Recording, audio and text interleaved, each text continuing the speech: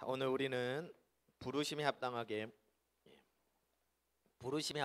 행하여라는 제목으로 함께 말씀을 나누도록 하겠습니다. 여러분, 부르심에 합당한 삶이 무엇입니까? 부르심에 합당한 삶은 우리가 예수님 안에서 성장하여 성숙하여 예수 그리스도의 장성한 분량에 이르는 것입니다. 다시 말하면 장성한 분량에 이른다는 말은 더욱더 예수님을 닮는 것을 말하는 거예요. 이것이 바로 부르심에 합당한 삶입니다. 여러분, 이러한 삶은 혼자서는 이룰 수 없어요. 반드시 교회를 통하여서만이 가능합니다. 바울은 이 진리를 너무나 잘 알고 있었지요. 교회를 통해서만이 온전히 부르심에 합당한 삶을 이룰 수 있다는 진리를 바울은 깊이 깨달았던 사람이에요. 그래서 그 누구보다도 바울은 교회를 깊이 사랑했고 또한 교회를 건강하게 세우기 위해서 힘썼으며 또 교회를 강조하고 또 강조했던 것이지요. 이거는 바울의 마음이기보다는 하나님의 마음이라고 우리가 생각할 수 있어요. 여러분, 하나님이 그렇게 교회를 중요하게 여기시는 거예요. 우리 또한도 그렇게 되기를 간절히 바랍니다. 여러분, 바울은 에베소서 이 성경을 통하여서도 교회에 대해서 굉장히 많이 강조를 하고 있습니다. 여러분, 에베소서를 바울이 쓸 시기는 바울의 그 사역의 말년이라고 말씀을 드렸어요. 그가 오랜 시간 동안 사역을 해 오는 가운데, 그리고 수많은 교회들을 세우는 가운데 그가 이 편지를 이제 썼다고 한다면, 그 편지 안에 교회에 대해서 계속해서 강조하고 있다고 한다면 교회가 얼마나 중요한지를 우리가 이제 알 수가 있는 것이죠. 여러분, 지금 코로나 상황 가운데 교회가 위험합니다. 교회가 위기를 지금 겪고 있는 겁니다. 잘 모일 수 없는 상황이 교회를 그렇게 위협하고 있는 겁니다. 어쩔 수 없는 상황이지만 이 상황은 반드시 빠른 시일 내에 회복돼야 될 줄 믿습니다. 여러분, 교회라는 이 단어를 우리가 헬라어로 보면 에클레시아라는 단어를 쓰고 있어요. 이 에클레시아라는 단어는 세상으로부터 부르심을 받은 무리, 사람들, 공동체라는 뜻입니다. 세상으로부터 부름을 받은 그렇게 거룩하게 구별된 자들의 모임, 이게 바로 교회라는 것이죠. 그러니까 교회가 이루어지기 위해서는 반드시 모임이라는 것이 있을 수밖에 없는 거예요. 자, 그런데 잘 모이지 못한다? 이거는 굉장한 위협이 될 수가 있는 거예요. 교회의 위기가 될 수가 있는 겁니다. 참, 이런 코로나 상황 가운데 안타까운 것은 이 시기에 어떠한 목사님들은 한국교회가 제2의 종교개혁을 맞이했다, 뭐 이런 등등의 얘기를 하시는 분들이 있더라고요. 건물 중심으로 모였던 교회가 흩어지는 교회가 되었다, 이거는 참으로 옳은 것이다 라고 그렇게 말하는 목사님도 제가 보았습니다. 여러분, 이것은 절대적으로 틀린 말이에요. 교회는 모임으로 말미암아 이루어질 수가 있는 거예요. 모이지 않는 교회는 있을 수가 없는 거예요. 여러분, 이렇게 계속해서 코로나 때문에 흩어져서 신앙생활을 하게 되어지는 것이 마치 좋은 것처럼 생각을 할 수 있겠지만 아니에요. 우리는 모이지 않고 흩어질수록 신앙이 약화될 수밖에 없는 거예요. 약해질 수밖에 없는 거예요. 각자 신앙을 알아서 뭐 잘할 수 있는 거 아니냐? 아니에요, 여러분. 우리는 마치 장작과 같아서 그 장작 하나가 탈 때보다 함께 모여서 탈 때 훨씬 더 강력하게 타오르듯이 우리는 모일수록 더욱더 강력하게 타오르고 성장하는 거예요. 하지만 모이지 않고 흩어진다면 장작 하나가 얼마를 버티겠어요? 그냥 그렇게 부실을 지피다가 끝나는 거예요. 여러분, 모이지 않는 교회는 절대로 있을 수 없습니다. 그래서 초대교회 때부터 교회는 모임이 있어 왔어요. 자, 이 모임으로 말미암아서 초대교회는 성장했고, 그리고 교회는 역사를 계속해서 이렇게 지내오는 동안에 모임을 통하여서 지금까지 이렇게 올 수 있었던 것입니다. 여러분, 혼자서도 신앙생활을 잘할 수 있다, 이것은 신앙생활을 몰라도 정말 한참 모르는 그런 생각인 거예요. 요즘에 점점 가난한 성도들이 많아지고 있다 하지요. 가난, 거꾸로 하면 교회 안 가, 안 나가. 이 가난 아닙니까? 여러분, 이것은 어떻게 보면 교회가 점점 타락하고 있다는 내용이 되는 거예요. 점점 교회가 타락해서 무너져 가고 있다는 증상인 겁니다. 여러분 교회 모임을 피하는 것의 심각성을 우리가 인식을 해야 되는 거예요. 여러분 이렇게 교회 모임이 점점 모여지지 않고 흩어질수록 기독교는 심각한 문제들을 많이 이제 겪는 거예요. 불씨가 꺼지는 건 뭐 당연하고요. 점점 사분오열 분열되는 거예요. 그리고 계속해서 가다 보면 이 땅에 교회는 사라지게 되는 겁니다. 그리고 하나님께서 우리를 부르심의 그 목적은 이루어지는 것이 불가능하겠지요. 그러니까 여러분 정말로 모이기에 힘써야 돼요. 그리고 바른 교회관을 가지고 신앙생활하는 것이 너무나 중요합니다. 우리는 교회를 통해서만이 하나님께서 우리에게 주신 최고의 삶을 누릴 수 있다는 것을 분명히 알고 신앙생활을 해야 되는 것이지요. 자, 오늘 우리는 교회에 대해서 한번 생각해 보기를 원합니다. 자, 오늘 말씀에 보면 부르심에 합당하게 행하라 라고 그렇게 말씀을 하고 있지요. 부르심에 합당하게 행하라. 자, 1절의 말씀을 보면 이미 하나님께서는 우리를 부르신 거예요. 우리는 부르심을 받은 사람들입니다. 참 자격 없는 자들인데 하나님은 우리를 사랑하셔서 우리를 하나님의 백성으로 하나님의 자녀로 부르신 거예요. 그러니까 우리가 이 자리에 있을 수가 있었던 겁니다. 있을 수가 있는 것이지요. 여러분 우리가 창세전에 택함을 받고 구원을 받은 것은요, 또 우리가 하나님의 자녀가 된 것은요, 또한 우리에게 성령을 보내주신 것은요, 또한 십자가를 통하여서 하나님과 우리를 화목하게 하신 것은 단순히 우리가 천국에 가게 하기 위한 만이 아니라는 거예요. 여러분 구원은 단순히 천국 가는 것 그렇게 설명할 수가 없어요. 물론 천국을 가는 것도 구원 안에 포함하지만 구원은 천국 가는 것이라고 이렇게 표현하는 것은 정말 구원을 몰라도 한참 모르는 거예요. 여러분 구원은 영생입니다. 구원은 영생이에요. 다시 말하면 구원을 받는 그 즉시 우리는 영원한 삶이 시작되는 거예요. 천국에 가서부터 시작되는 것이 아니라 이 땅에서부터 영생의 삶은 영원한 삶은 시작되는 거예요. 하나님의 형상을 회복한 자로서 또한 하나님의 생명을 받은 자로서 이 땅에서부터 우리는 영원한 삶이 시작되어지는 것이죠. 얼마나 놀라운 진리입니까? 그래서 여러분 이 땅에서 우리가 어떻게 사는가가 굉장히 중요합니다. 이 땅에서 우리는 하나님의 백성으로서 또한 하나님의 가족으로서 하나가 되어 하나님께서 원하시는 교회를 이루어 가는 것입니다. 하나가 돼요. 여러분 정말로 이 표현은 중요한 거예요. 하나가 돼요. 바울도 에베소서에서 많이 강조하고 있어요. 하나가 돼요. 여러분 하나가 된다는 것은, 우리가 하나가 된다는 것은 온전한 교회를 이룬다는 것을 얘기하는 겁니다. 여러분 보십시오. 하나님의 존재 방식을 한번 생각해 보세요. 하나님은 삼위일체의 하나님이시래요. 세 분의 하나님이 하나 되어 존재하시는 거예요. 이 세 분의 하나님께서 이 세상을 만드셨어요. 그리고 사람을 만드셨지요. 근데 사람이 타락했어요. 그래서 사람이 하나님과 원래 하나된 존재로 창조되었지만, 하나 되어 교제하며 살아가는 존재로 창조되었지만 하나님과 하나가 아니라 둘이 돼버린 거예요. 그래서 하나님께서는 하나님이 사랑하는 사람을 하나 되기 위해서 하나님이신 예수님을 이 땅에 아버지 하나님께서는 보내주셨잖아요. 예수님이 이 땅에 오셔서 하나님과 우리 사람 사이에 갈라진 그 틈을 십자가를 통하여서 하나가 되게 하신 거예요. 자, 그리고 십자가를 통해서 이제는 하나님과 우리뿐만 아니라 성도와 성도 간에도 하나가 되게 하신 거예요. 여러분 이 하나됨이 온전히 이루어지는 것이 교회인 것입니다. 여러분 교회의 모든 성도들은 예수 그리스도 안에서 서로 연결되어 있어요. 그리고 주님 안에서 주님이 거하시는 성전이 우리가 되어가고 있다는 것을 꼭 기억해야 될 줄 믿습니다. 이렇게 성도가 서로 하나가 되게 하기 위해서 성도 사이사이에 있는 모든 벽들을 하나님께서 다 이렇게 무너뜨리셔서 화목을 이루셨다는 내용 우리가 얼마 전에 함께 나누었지요. 그래요. 모든 성도는, 교회 안에 있는 모든 성도는 하나님의 백성들이요 하나님의 가족인 거예요.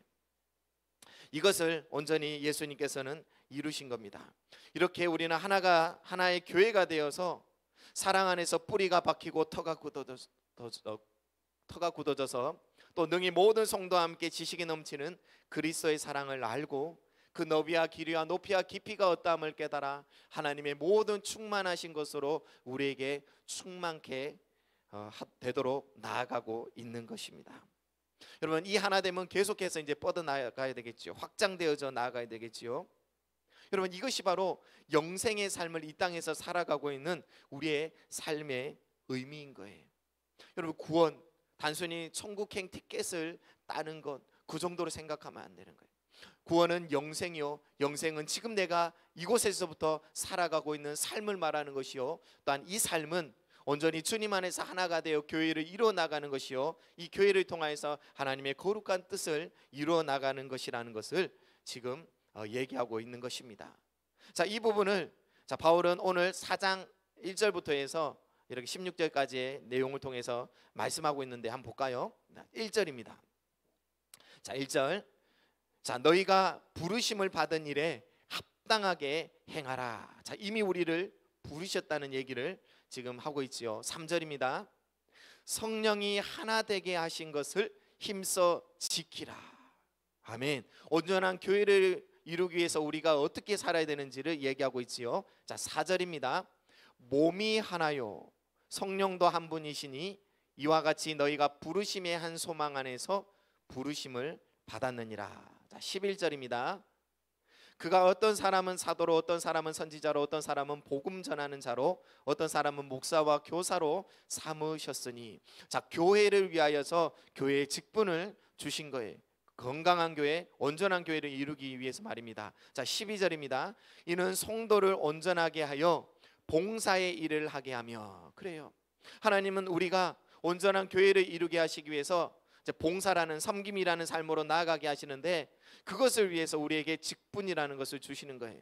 자, 그리스도의 몸을 세우려 하심이라. 여기서 말하는 몸이 교회 아닙니까? 이 몸의 머리가 그리스도가 되시고요. 자, 13절입니다. 우리가 다 하나님의 아들을 믿는 것과 아는 일에 하나가 되어 온전한 사람을 이루어 그리스도의 장성한 분량이 충만한 데까지 이르리니. 자, 이것은 교회를 통해서만 가능하다는 말씀을 드렸습니다. 그리스도를 점점 닮아가는 삶, 이것은 교회를 통하여서만 가능한 거예요. 우리는 교회를 통하여서 성장하고 성숙하고 변화되어져 나가는 것입니다. 우리는 교회를 통하여서 이 땅에서 그리스도를 가장 깊이 경험할 수가 있는 거예요. 자, 15절의 말씀. 오직 사랑 안에서 참된 것을 하여 범사에 그에게까지 자라지라. 그는 머리니 곧 그리스도라. 아멘. 자, 16절. 그에게서 몸이 각 마디를 통하여 도움을 받음으로 연결되고 결합되어 각 지체의 분량대로 역사하여 그 몸을 자라게 하며 사랑 안에서 스스로 세우느니라. 아멘. 여러분, 이것이 바로 교회의 신비예요. 여러분, 하나님은 교회의 놀라운 계획을 가지고 있는 것입니다. 이러한 교회를 이루기 위해서 하나님은 우리를 부르신 거예요. 하나님은 우리를 교회로 부르셨어요. 교회로 부르셨어요. 여러분, 하나님께서 이루시고 있는 교회는 정말로 크지요. 온 세계를 아우러서 교회를 이루시고 있기 때문에. 그래서 너무나 큰, 어떻게 보면 공동체인 거예요. 그래서 하나님은 이것을 효율적으로 세워나가기 위해서, 나아가시기 위해서 각 지역마다 지역교회를 세우신 거예요. 자, 우리는 반여동 교회에 소속되어서 반여동 교회에서 지금 교회를 이루어서 나가고 있는 거예요. 또한 반여동 교회는 온 세계 교회와 연결되어 있는 것입니다. 자, 우리는 이렇게 반여동 교회를 통해서 예수님 안에서 한 몸을 이루고 있는 것입니다. 마치 우리의 몸과 같이 우리는 이 반여동 교회 서로의 성도들과 함께 서로 연결되어 있고 또 의존되어 있고 또 영향을 주고 있고 영향을 받고 있는 겁니다. 그렇게 우리는 한 교회를 이루어서 함께 성장해 가고 있는 거예요. 여러분, 이것을 믿습니까? 믿습니까? 아멘. 여러분, 반여동 교회 여러분을 부르신 하나님, 여러분이 반여동 교회에 지금 계신 이유는 하나님께서 여러분을 그렇게 부르셨기 때문인 거예요. 하나님의 계획 가운데 여러분이 지금 반여동 교회에 있는 것이지요. 이것은 우연이 아닌 거예요. 여러분, 교회를 이렇게 볼 때 교회는 참 다양한 사람들이 모여 있어요. 참 보면 각자가 다 달라요. 그래서 참 재밌습니다. 만약에 제가 불렀다면 이렇게 안 모였을 거예요. 저는 저하고 조금 통하는 사람, 또 비슷한 사람, 또한 제가 선호한 사람들 위주로 해서 불렀겠지요. 자, 그런데 하나님께서 부르셨기 때문에, 제가 부르지 않고 하나님께서 불렀기 때문에 지금 이렇게 다양한 사람이 모여 있는 거예요. 그렇게 다양한 사람들이 모여서 교회를 이루고 있는 겁니다. 자, 그렇게 생활하다 보니까, 신앙생활 하다 보니까, 함께 교회를 이루어서 나아가다 보니까 때로는 마음에 들지 않는 사람도 보이는 거예요. 마음에 들지 않는 사람도 보이는 거예요. 하지만 하나님 안에서 우리는 한 몸을, 하나를 이룰 수가 있는 거예요. 하나됨을 이룰 수가 있는 거예요. 자, 어떻게 하면 우리가 하나님께서 기뻐하시는 그 하나됨을 온전히 이렇게 다양한 사람들과 함께 이룰 수 있을까요? 오늘 본문에서는 세 가지를 얘기하고 있습니다. 자, 첫 번째, 먼저 사랑이 필요해요. 먼저 사랑이 필요합니다. 자, 오늘 본문 2절의 말씀인데요. 자, 같이 한번 읽어볼까요? 시작. 모든 겸손과 온유로 하고 오래 참음으로 사랑 가운데서 서로 용납하고. 아멘. 여러분, 한마디로 말하면 사랑이지요. 사랑. 우리는 솔직히 사랑할 수 없지만 하나님의 사랑으로는 사랑할 수 있어요. 하나님이 우리를 사랑하셨잖아요. 하나님께서 우리를 어떤 사랑으로 사랑하셨습니까? 그 사랑을 진정으로 알 때 우리는 겸손해질 수가 있는 거예요. 내가 어떠한 사랑을 받았는데 그걸 알면 우리는 겸손해질 수가 있는 거예요. 또한 하나님의 사랑을 더욱더 알면 알수록 온유해질 수가 있는 거예요. 여러분, 온유라는 것은 힘이 있는 자가, 또한 그만큼 지위가 있는 자가, 그만큼 가진 자가 그것을 드러내지 않고 그보다 더 낮추는 걸 얘기하는 거예요. 온유라는 것은 그러한 성품을 얘기하는 겁니다. 여러분, 어떻게 하면 그것이 가능합니까? 내가 정말 나의 목을 뻣뻣하게 드는 것이 아니라 오히려 더 가질수록 고개를 숙이고, 그리고 다른 사람을 섬기기 위해서 들어가는 그 삶이 어떻게 해서 가능하겠습니까? 내가 얼마나 크신 하나님께 얼마나 큰 사랑을 받았는지를 알면 그렇게 될 수가 있는 거예요. 예수님께서 그랬던 것처럼 말입니다. 예수님께서는 그렇게 우리를 겸손으로, 온유로서 섬겨주셨잖아요. 또한 예수님은 우리를 오래 참아주셨고 또한 용납해 주셨잖아요. 그래요, 우리가 하나님의 사랑을 알면 알수록 우리는 사랑할 수가 있게 되는 거예요. 자, 그래서 바울은 오늘 본문에서 이렇게 말씀하고 있는 거예요. 우리가 다 하나님의 아들을 믿는 것과 아는 일에 하나가 돼요. 맞아요.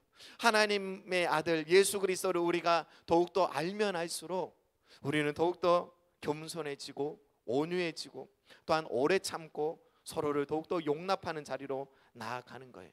자, 그런데 그렇지 못하다는 것은 무슨 의미가 되는 겁니까? 아직까지 예수님은 몰라도 한참 모른다는 말이 되는 거예요. 물론 예수님은 믿고 있지만 그만큼 성숙하지 못했다는 의미가 되는 거예요. 자, 아무튼 우리는 온전한 교회를 이루기 위해서 사랑이 필요합니다. 우리가 그렇게 사랑하며 살아갑시다. 자, 두 번째, 오늘 본문에 보니까 성령님의 도움으로 가능하다는 말씀하고 있어요. 3절입니다. 평안에 매는 줄로 성령이 하나 되게 하신 것을 힘써 지키라. 성령님의 도움으로 우리는 하나가 될 수가 있는 겁니다. 여러분, 하나가 된다는 것은 우리의 힘으로는 불가능해요. 우리 모두는 다 자기 중심적이잖아요. 그래서 성령님의 도움이 필요한 거예요. 성령님이 도와주실 때 우리는 힘써 따르면 되는 거예요. 우리가 하나 되게 하는 것이 아니라 우리는 하나 되게 하시는 성령님을 따라 행하는 것이지요. 여러분, 성령님을 따라 행하기 위해서는 우리 가운데 은혜가 필요한 거예요. 우리의 마음이 강팍하게 돌처럼 굳어 있을 때는 성령님이 가자라고 그렇게 음성을 들려주셔도 싫습니다, 이래 되는 거예요. 하지만 은혜가 내 속에 있을 때, 그 은혜로 말미암아 기쁨이 있고 감격이 있을 때 성령님이 가자 이러면, 하자 이러면 아멘 하면서 갈 수가 있는 거예요. 자, 그래서 성령을 따라서 힘써 살기 위해서는 반드시 필요한 게 은혜인 거예요. 은혜. 그 은혜를 여러분 추구하시길 바랍니다. 하나님께서 은혜를 받을 수 있는 그러한 방편들을 많이 주셨잖아요. 하나님의 말씀으로, 기도로, 또한 그의 모든 것들로 우리가 은혜를 추구할 때 성령님을 따라 그렇게 힘써 살아갈 수 있을 줄 믿습니다. 그렇게 교회는 온전히 하나가 되어 갈 수가 있는 거예요. 자, 세 번째 한 가지 더 언급하고 있는데요, 7절의 말씀이에요. 우리 각 사람에게 그리스도의 선물의 분량대로 은혜를 주셨으니 하면서 직분에 대한 얘기를 그 다음에 하고 있거든요. 무슨 말이냐면 하나님께서는 우리가 섬김을 통하여서 온전한 교회를 이루어가게 하신 거예요. 섬김. 그 섬김을 통해서 우리가 이루어갈 수 있는데, 그렇게 섬길 수 있도록 우리에게 필요한 직분을 주시고 또한 우리에게 필요한 은사들을 주셨다는 거예요. 우리에게 필요한 달란트를 이미 주셨고요. 또한 필요하다면 필요하여서 영적인 은사도 이미 은혜로 우리에게 주신 겁니다. 그래서 여러분 안에는 이미 은사가 있어요. 여러분 안에는 하나님의 그 계획에 따른, 하나님의 뜻에 따른 필요한 것들을 섬기는 데 필요한 모든 것들이 주어져 있다라고 생각하면 되겠지요. 그럼 말씀을 다시 한번 읽어볼게요. 7절 말씀. 우리 각 사람에게 그리스도의 선물의 분량대로 은혜를 주셨으니. 과거형이지요. 이미 우리가 예수님을 믿을 때 우리에게 그런 은사를 주신 거예요. 자, 왜 주셨다고요? 12절의 말씀입니다. 이는 성도를 온전하게, 그리고 봉사의 일을 하게 하며. 그렇지요. 교회를 섬기라고 하나님께서는 우리에게 직분과 은사를 주신 거예요. 우리는 이것을 가지고 교회를 섬길 수가 있는 겁니다. 어떤 분은 이렇게 또 생각하는 분이 있어요. 아니, 주님께서 주셨다고 하는데 나는 모르겠는데요. 나는 안 가진 것 같은데요. 나는 못 받은 것 같은데요. 라고 그렇게 생각하시는 분이 계실지 모르겠는데, 여러분, 우리 안에 주어진 은사는 그렇게 살 때 나타나는 거예요. 앉아서 그것을 구한다고 받는 것이 아니라 우리가 그렇게 살아갈 때, 섬길 때 우리 안에 그것이 있는 것이 나타나는 거예요. 여러분, 성경에서 분명히 우리에게 이미 주셨다고 말씀하셨잖아요.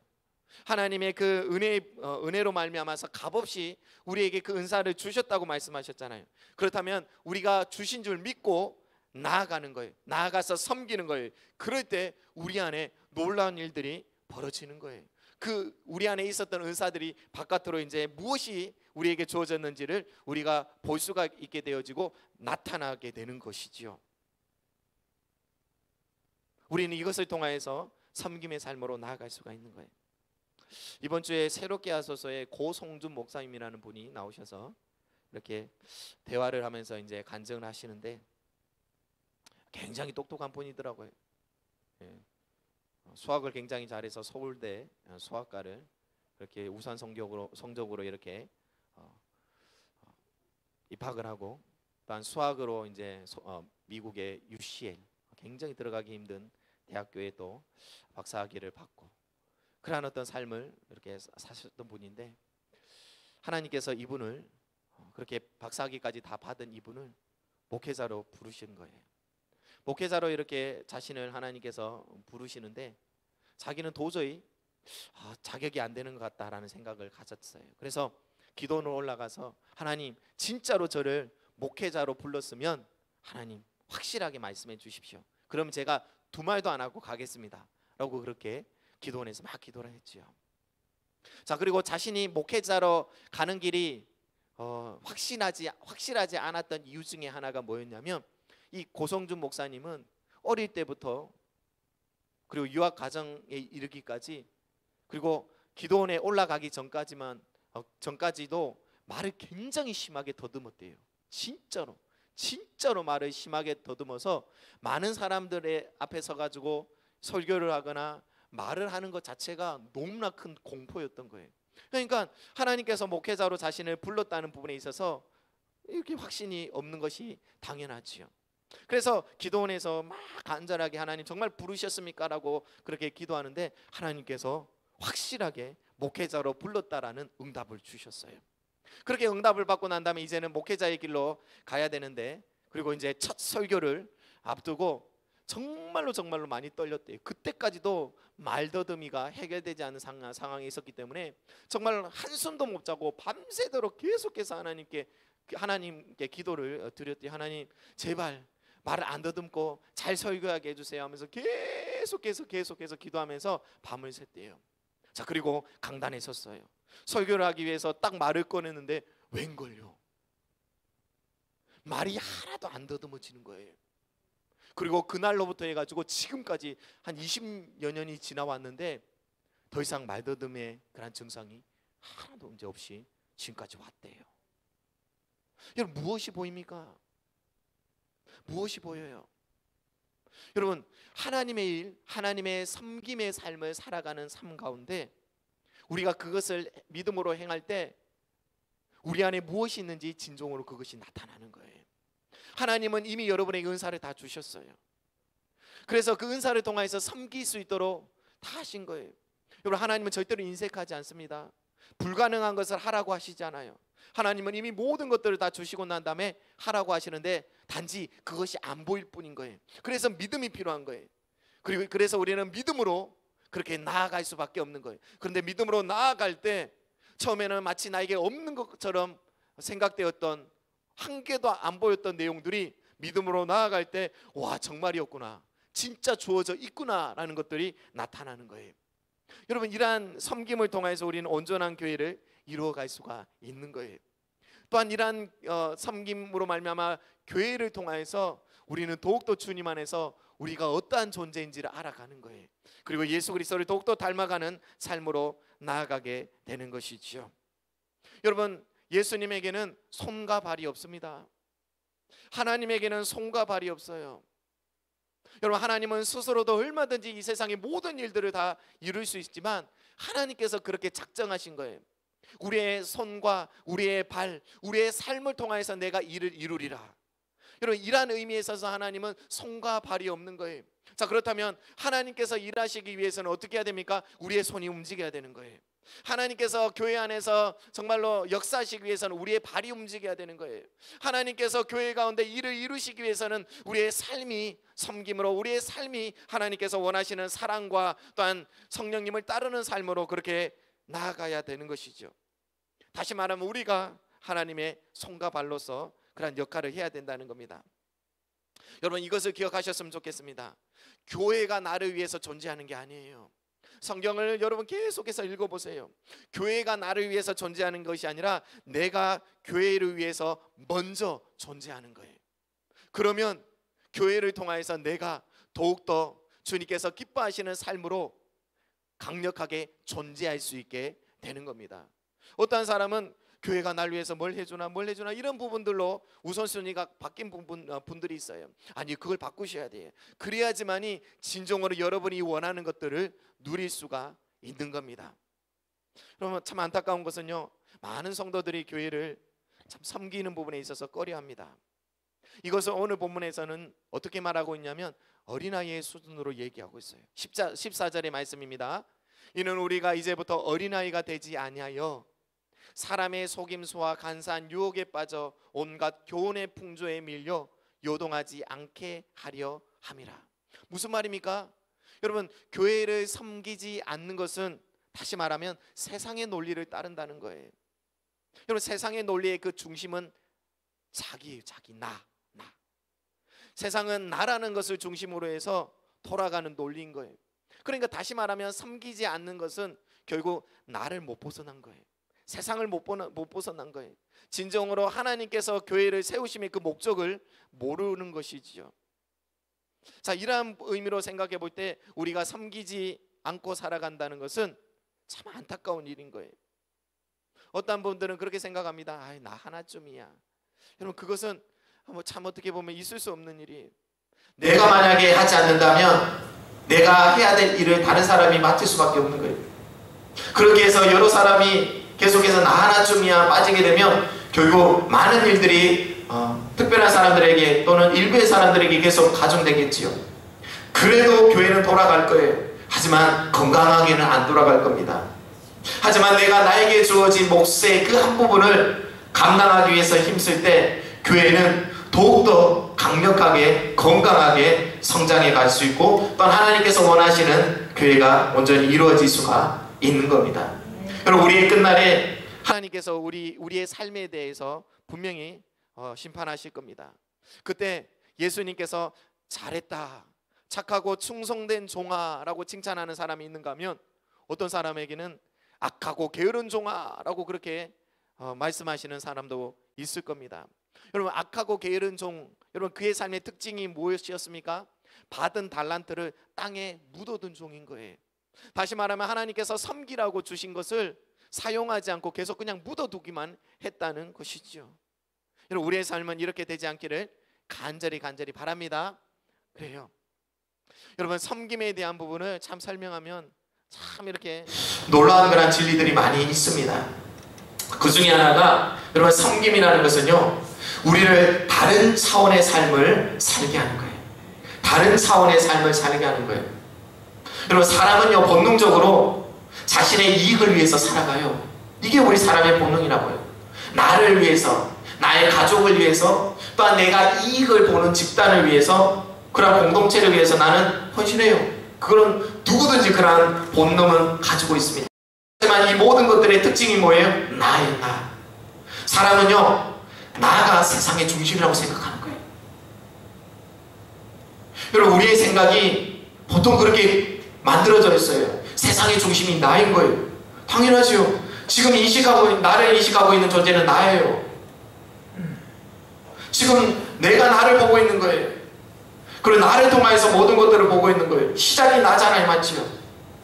그래서 우리는 항상 나 중심적으로 생각할 수 있는 것이 어떻게 보면 기본적으로 깔려있는 본능인 거예요. 그래서 우리는 나를 위해서 살고, 나와 관련되어 있는 사람들을 위해서 살고, 또한 내가 이익을 볼 수 있는 그러한 곳으로 우리를 던지는 거예요. 나아가는 거예요. 자, 그런데 섬김이라는 것은 놀라워요. 이 본능을 깨는 거예요. 거스르는 거예요. 섬김이라는 것은 내가 원하는 곳이 아닌 하나님께서 원하시는 곳으로, 나의 이익이 아닌 이익이 없는 곳으로 나를 던져 넣는 거예요.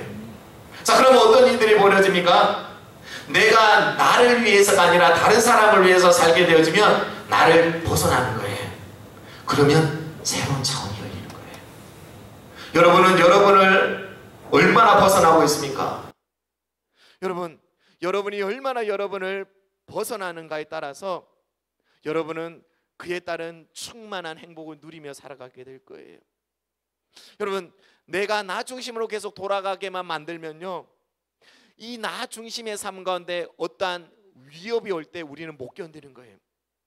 내가 누려야 될 삶, 내가 누려야 될 자유, 내가 누려야 될 편안에 조그만 위협이 가하면 하면서 화를 내는 거예요. 이거는 철저하게 나 중심적인 삶에서 못 벗어난 사람의 특징인 거예요.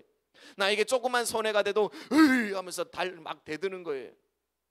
그리고 최대한 나의 권리, 나의 자유, 내가 가진 것들을 지키기 위해서 막 아웅다웅하는 거예요. 자, 그런데 섬김은 여기서 벗어나게 만드는 거예요. 내가 아닌 다른 사람이 나와 함께 이 세상에 존재한다는 것을 깨닫게 하는 거예요.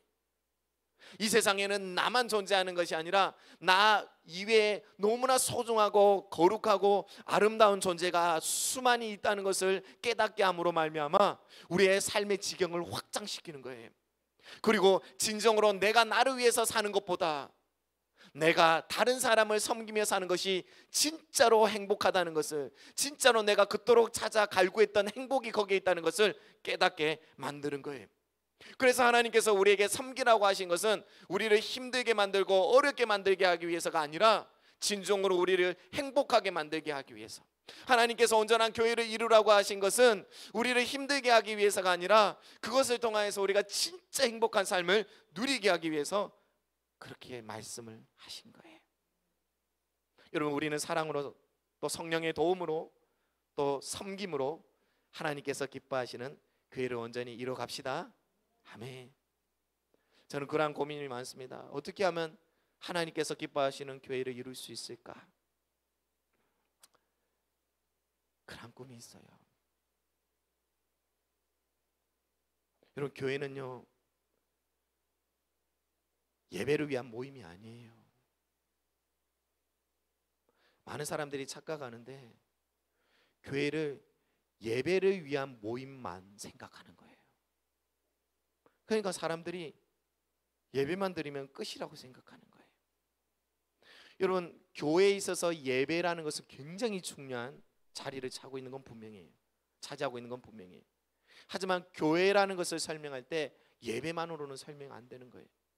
예배 말고도 너무나 중요한 내용들이 많은 거예요. 그 이상의 목적이 교회 안에 있다는 거예요. 그것 중에 하나가 하나됨이라는 거예요.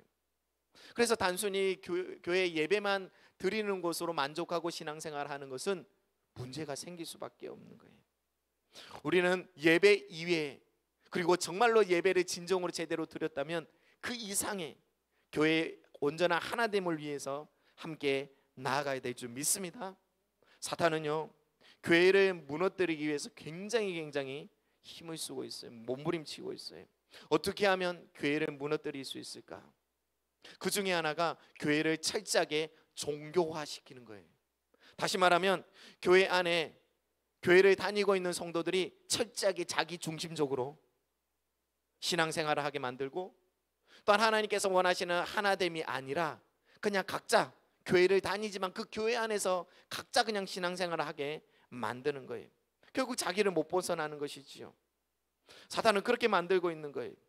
그러면서 신앙생활이 점점 무의미 건조하게 만들어 가고 있는 겁니다.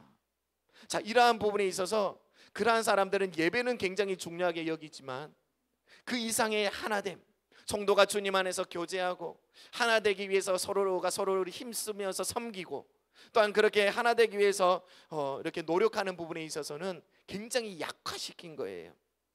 이러한 부분들을 우리는 이제 거슬러 올라가야 되는 겁니다. 우리는 최대한 하나님께서 기뻐하시는 교회를 이루기 위해서 반드시 건강한 셀을 이루어 나가야 되겠지요. 이 셀을 통하여서 여러분 우리는 하나가 더욱더 될 수가 있는 거예요. 더욱더 강력한 하나됨을 이루어갈 수가 있는 겁니다. 그리고 셀을 통하여서 우리가 하나됨을 이루어 나갈 때 단순히 모이는 것으로만 만족하지 말고 함께 모여서 기도하고, 또한 서로를 도우며, 또한 깊이 함께 예수 그리스도를 깊이 경험하고, 또한 그렇게 주님 안에서 교제하는 가운데 하나님의 생명력, 또한 하나님과의 깊은 관계를 누리며 살아가기 위해 셀이 힘쓴다면 정말로 우리 교회는 그 셀을 중심으로 해서 또 강력하게 하나가 되어서 하나님께서 기뻐하시는 온전한 교회를 이루어 나갈 수가 있겠지요. 여러분은 지금 이 교회의 부르심 앞에 지금 들어와 있는 거예요. 우리 함께 이러한 교회를 이루어 갑시다. 아멘. 그래요. 우리 기도합시다. 찬양합시다. 우리는 주의 백성이오니 같이 찬양 부르고 기도하겠습니다.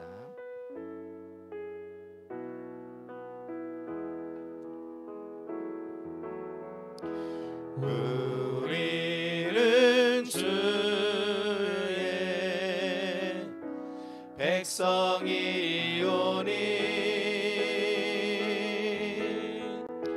주의 그 큰 이름 선포합니다.